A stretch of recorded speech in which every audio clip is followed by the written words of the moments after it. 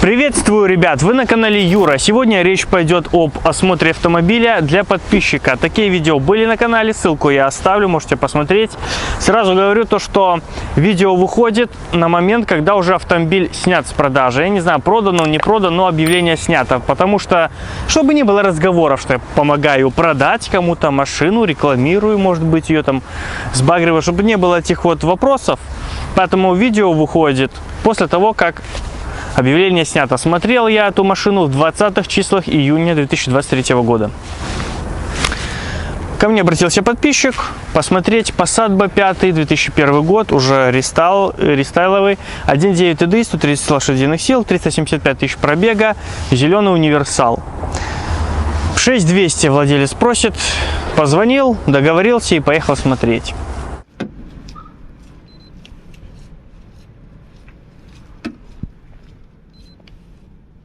Сейчас смотрю.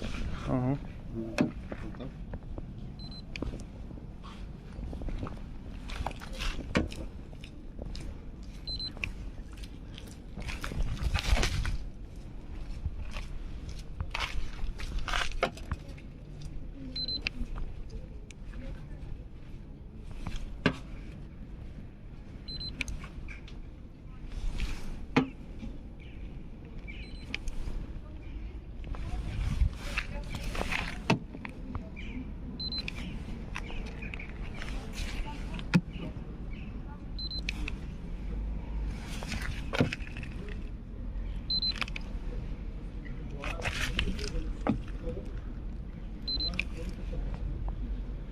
Право.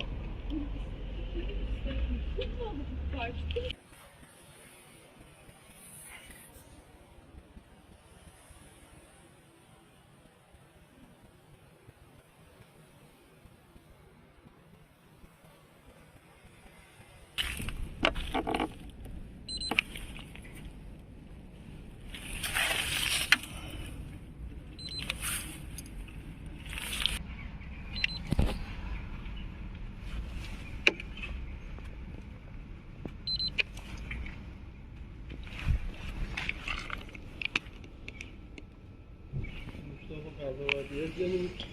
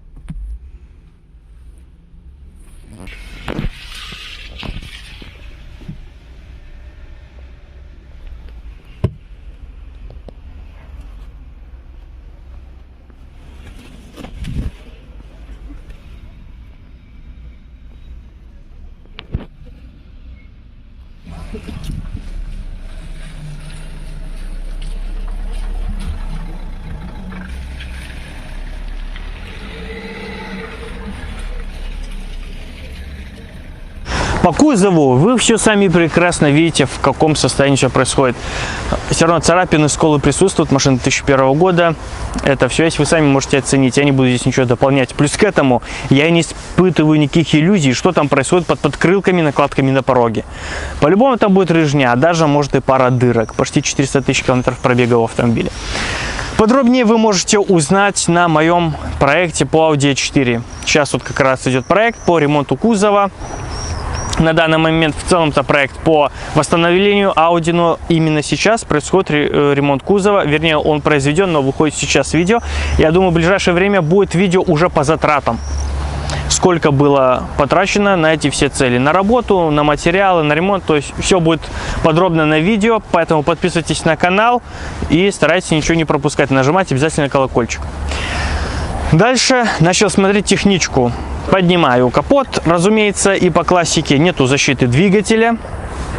Это тоже частое явление. Охлаждайка в норме.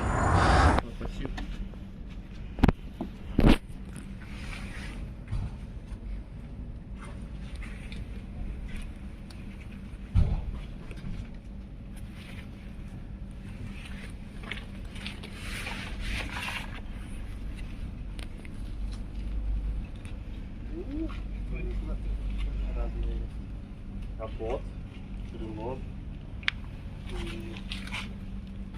дверца, двойная трасса. А так вот пойдет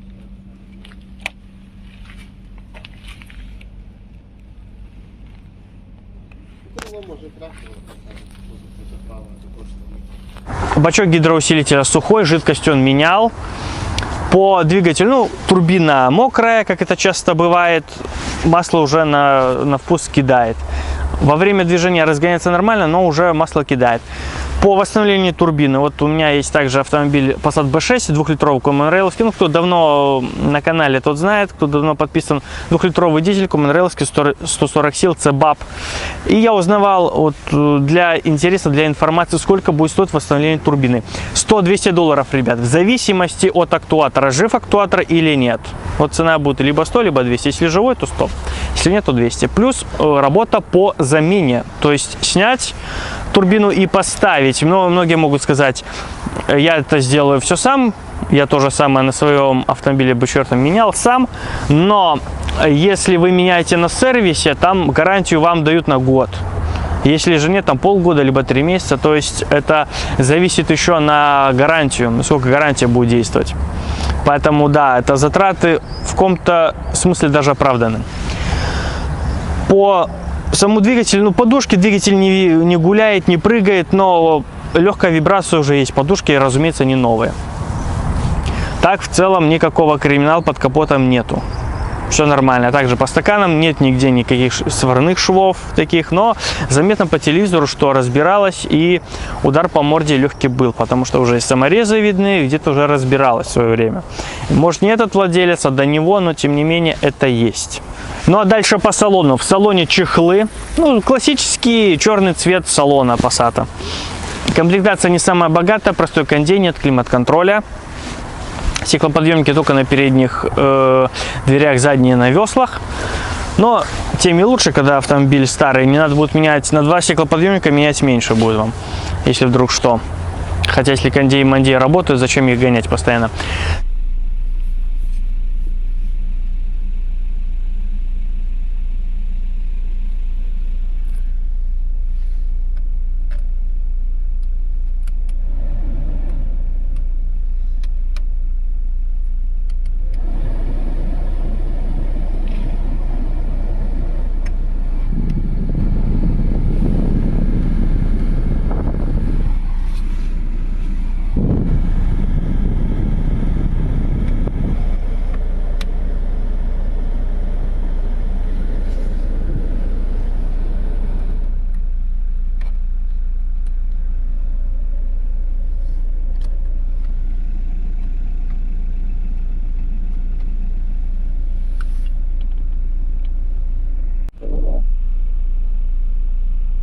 чехлы, но нет никакого криминала под чехлами. Да, естественно, износ всех сидений, также дверных карт, мелкие царапины от эксплуатации, ну, почти за 400 тысяч. То есть все максимально естественно, все смотрится. Нет ничего такого, что прям машину можно раскритиковать. Химчистку и не сделали, так что вполне естественно состояние на вид бросается.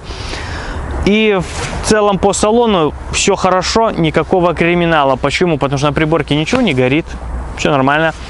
Печка во всех положениях работает, кондей холодит, круиз, ну это уже во время движения проезда, разумеется, круиз работает, фары горят, дворники работают, задний дворник тоже работает, потому что я когда покупал А4, свою задний дворник не работал, я менял механизм на дворник, здесь дворник работает. ЕСП отключается, стеклоподъемники не скрипят, не шумят, все нормально. Все, ну все работает, каждая кнопка. Единственное, что, ребят, по компьютерной диагностике, ошибка по блоку комфорта. И когда я ходил, смотрел машину по кругу, толщиномером смотрел, я закрывал водительскую дверь, чтобы смотреть левое крыло, и в этот момент владелец поймал дверь и не дал ее закрыть до конца, потому что ключи были в зажигании. И он уже хоп, рукой открыл дверь, чтобы дверь не закрылась, потому что машина закрывается. Косяк по блоку комфорта уже есть, и нужно эту проблему решать. В худшем случае искать его и менять. Ну и менять его геморно, потому что нужно разбирать обшивку, лезть туда и менять его. А так, в целом, по салону ничего не скажешь плохого прям. Единственное, по состоянию кузова, опять же, когда я смотрел багажник, что вот где карманы, там где-то рыжня наблюдается, она будет где-то вентиляция багажного отсека, и под запаской там видно, что уже вздутие краски. По всему остальному нет ничего такого, чтобы говорило, что машина была реально рабочей лошадью. Потому что очень часто бывает, что где-то обшивка треснута, поломана, что-то везли и проломали обшивку, пару клипс, может, там сломали, еще что-то. Во время движения тоже ничего не скрипело такого. То есть по состоянию салона машина действительно достойная, насколько возможно. Ну а дальше, что называется, завел и поехал. Как только завожу машину, собираюсь ехать, чувствую, что при повороте руля чуть вправо слышу вой гул. Рулевая рейка, кстати, заменена. Влево нормально, вправо чуть гул. Рейку может чуть поджать, но многие сильно зажимают, потом руль не возвращается в исходное положение. Когда его заверну, там влево-вправо, его назад не выкручивается. Нужно уже саму выкручивать. Но вот можно и зажать. Но в принципе по рулевой рейке нет никаких таких уже проблем и вопросов, претензий к этому. Но гул есть, и, в принципе, они все гудят уже на таких. Где-то больше, где-то меньше. Такого же криминала нету. Единственное, что на месте в правую сторону уже так легкий такой вой есть. Не прямо она гудит уже по-адскому, нет, но такое и есть. Скажу так, 85-90% людей этого не заметят, чтобы проще было. Сцепление тугое. Педаль сцепления реально тугая, тут без пафоса, но я не знаю, я не встречал такую тугую педаль сцепления. Знаете, как на газоне, на Садко, где пневмогидравлическое сцепление, там нам нужен усилитель на левое колено, чтобы потом сустав не ныл. Но владелец сразу сказал подписчику по телефону, что сцепление нужно менять. И действительно, да, нужно менять. По сцеплению, самый дешевый комплект сцепления я нашел $123. И это цена ориентировочная. По-любому оно будет 130-140, вот так, но это для ориентира. Там 10-15 долларов всегда дороже. Маховик 373 самый дешевый, 390 следующий и пошли наверх. Вот вам цены. Плюс работа по замене. Если вы сами меняете, то, конечно, вам проще, вы заплатите своим временем только. Потратите время, чтобы это устранить. Но, тем не менее, вот уже есть пакет затрат. Во время движения я чувствую, что передняя ходовая чуть-чуть более такая расхлябана. У меня прекрасный пример для сравнения, потому что на 4-й моей точно такая же подвеска. Такие же рычаги. И я вот знаю, по своей машина моя сбита. Здесь более такая расхлябанная. Владелец говорит, что правый верхний рычаг, вот верхние рычаги разбиваются, там 2 рычага сверху. Один рычаг справа он поменял. Но я не стал расстраивать человека, то что менять нужно все. Потому что меняешь один, все равно второй раздолбанный раздолбливает и этот, и быстро раздолбанное все становится. Нужно менять сразу все рычаги. Не так дорого они у нас стоят. По-моему, стоит там 12-13 долларов самый дешевый. Даже если самые дешевые рычаги поставить, в среднем пробеге там 10-15 тысяч километров в год, на год вам их хватит. Ну, конечно, в зависимости от слоя эксплуатации, если вы по ямам везде без тормозом не пользуясь ездите, конечно, вы разобьете. Так, в целом, на год их хватает по-любому. Вот тут рычаг говорит, но я все равно чувствую, что машина расхлябанная такая. Также, когда еду по прямой, подруливаю немного рулем.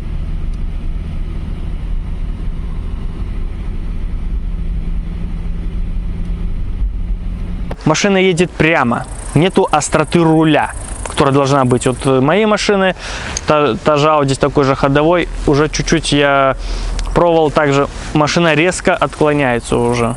Ну, не прям резко, потому что скорость небольшая, там километров 30-40, но при таком же вилянии машина уходит в сторону туда, куда я рулю. Здесь же машина едет прямо, то есть рулевые наконечники тоже нужно будет поменять в скором времени, потому что уже достаточно серьезный люфт происходит. Надо поменять рычаги, плюс по тормозам. Тормоза приемлемые, то есть как?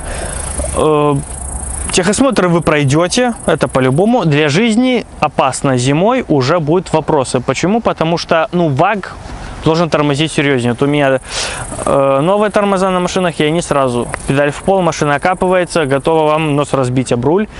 Даже ВАГ на самых дешевых тормозах тормозит гораздо эффективнее. Почему? Потому что здесь диски не менялись, менялись колодки, а диски старые. Потому что нужно диски поменять, разумеется. А так в целом, действительно, не было никаких серьезных ДТП. Машину не тянет в сторону.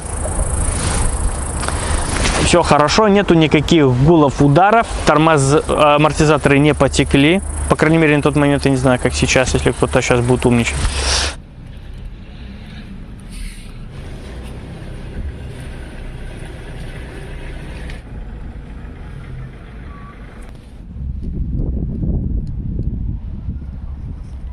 Едет хорошо, набирает хорошо. Нормальная динамика для такой машины, для такого пробега, для такой мощности двигателя. Турбина Макроват, как я упомянул ранее, но она еще не умерла.